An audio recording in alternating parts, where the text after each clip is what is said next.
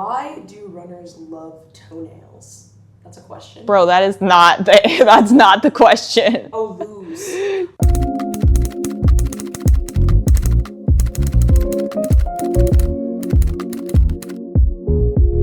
Hey, I'm Maggie. I work at a running store, and today I'm going to be answering the internet's top 10 most asked questions about running.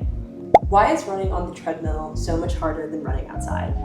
Yeah, that is something that I personally struggle with. I hate running on the treadmill so much, but when I have to use a treadmill, yes, it does suck. And the reason for that is because the belt is pulling you at a constant pace for an extended period of time, whereas like while you're outside, you're changing paces up, you're bouncing around, and also your stride length usually is a little bit shorter when you're on the treadmill, whereas outside, you're kind of, like I said, jumping around a little bit more, and you have more space for your legs to kind of move. On top of that, the muscles that are recruited are actually a little bit different on the treadmill than when you're running outside. So when you're on the treadmill, your quads are actually more activated because it's a pulling motion that you're kind of going with. Whereas when you're outside, your hamstrings are more involved because you're pushing a little bit more. So all of those together result in a lot more fatigue when you are running on a treadmill compared to outside at the same pace. Why do runners love toenails? That's a question. Bro, that's not the question. Oh, lose. Maggie, why do runners lose toenails? So this is actually pretty common, especially when you're increasing your mileage or if you're just a distance runner or endurance athlete in general, this can happen. The reason for this is friction. Oftentimes this happens if your shoes are a little bit too small for you, because when we're running, our feet swell up. That's why usually when you get fit for running shoes, you'll go up a half size from your normal shoe size. Yeah, where the black toenail situation comes from with the friction is actually blood pooling. So that causes the nail to lift and look black and everything. What should you do if you do have a black toenail? So what I do is I just tape it up with Band-Aids or athletic tape and hope for the best. Also, it can be helpful to use body glide all around the area. Obviously still make sure that you have your foot taped up, but that can cause extra friction with your other toes. Prevention-wise, but using body glide is really helpful, and you can get specific foot glide, which is the same thing as body glide, but in a slightly smaller container. Yeah, and also do not pick at it. Do not. It will make it so much worse. Just let it fall off. It will grow out. You'll be fine. Why is running so hard? Running has one of the highest barriers to entry when it comes to any endurance sport, honestly, in my opinion, other than rowing maybe. Rowing really is hard. Rowing is really difficult. Every time you run, you're hitting the ground with 2 to 3 times your body weight and impact. So that's gonna put a lot of stress on your bones, your tendons, joints, all of that stuff. And the adaptations that your body has to go through in order to get used to the sport are pretty extensive. Also, it is a cardiovascularly stimulating sport. So if you're not used to doing that type of cardio, if you're used to more low intensity activity, that can feel like a lot. However, running does get a lot easier the more that you run, the more frequently that you run, as long as you're being mindful about how you're increasing your mileage and letting, like I said, those tendons adapt. And then once your body is in a better place, running can feel actually not too hard. Is running good for weight loss?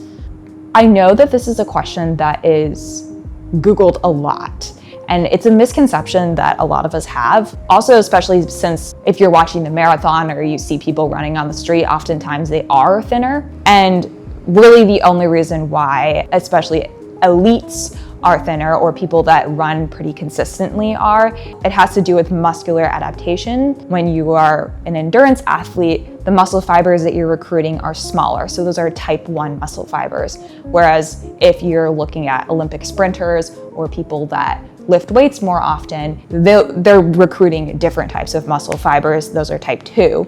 At the same time though, if you are just getting into running and you're trying to use it as a weight loss tactic, it's so much more complicated than just start running and you will lose weight. Weight loss has more to do with energy balance than anything else. And running is not necessarily a golden ticket to that. It really just depends on fueling and other factors as well, and just how your body responds to the activity.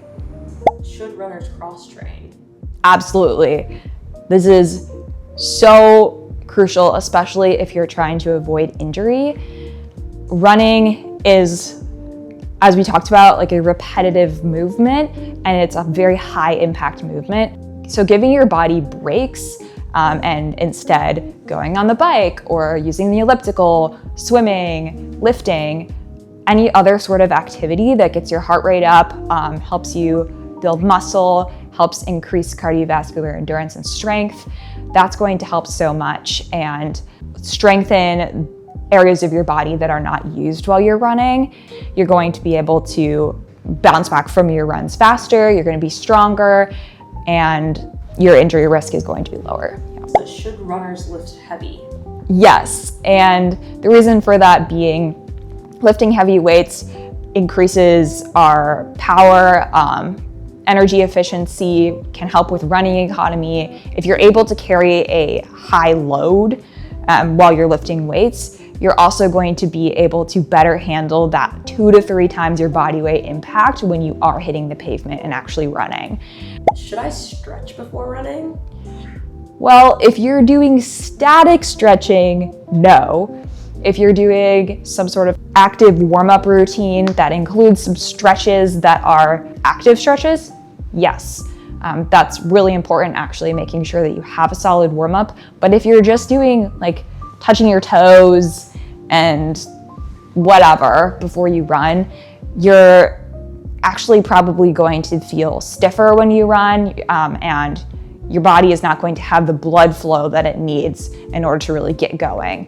Can I run every day? If you're a beginner, technically no.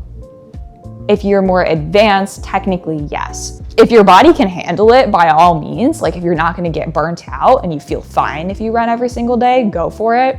But if you're a beginner getting into the sport, just starting off by running 2 to 3 times a week for a very short period of time, even just mixing up your runs with walking as well, is gonna be really helpful getting into it. And rest days are really important, even for more elite athletes, making sure that your body is recovering between sessions and able to better adapt to your training and get stronger and faster. Can you run every single day? Yes. Should you? No. If you're a beginner, no. Is running bad for your knees? The answer is actually going to surprise some people, but the answer is no. Running is not bad for your knees. In fact, research has shown that it can actually be helpful in protecting your cartilage and keeping your joints healthy. And the reason that a lot of people may experience knee pain has more to do with shoes that don't absorb shock properly, increasing your mileage or speed or intensity too fast, and also improper form, like a very heavy foot strike that puts a lot of stress on that knee area, can result in knee pain. Should I eat before running? Absolutely. You'll feel so much better even if you're just taking on a tiny bit of fuel before you run, like a couple of energy chews, or one of my favorites is like the Honey Stinger energy waffles. I always have my little routine as an RX bar. I just love RX bars so much. And obviously give yourself a little bit of time to digest before you go out to run. But if you're used to running fasted, you may notice that you'll feel a lot better while you're running. And make sure that your snack before is high in carbohydrates, because that is our body's main source of fuel while we're running. Also, I would like to note, if you're running for over 60 minutes, it is crucial that you do learn to bring on some sort of fuel on your runs. So this could be energy gels or chews, and those should be taken every 45 to 60 minutes. So there you have it. Those are 10 of the most searched questions on the internet when it comes to running. I hope you guys enjoyed this video and learned something. Please don't forget to subscribe to the Commonwealth channel and my channel, Mag's Gas. Follow us on all the socials and come in store if you want to buy some shoes or get some fuel, whatever it is.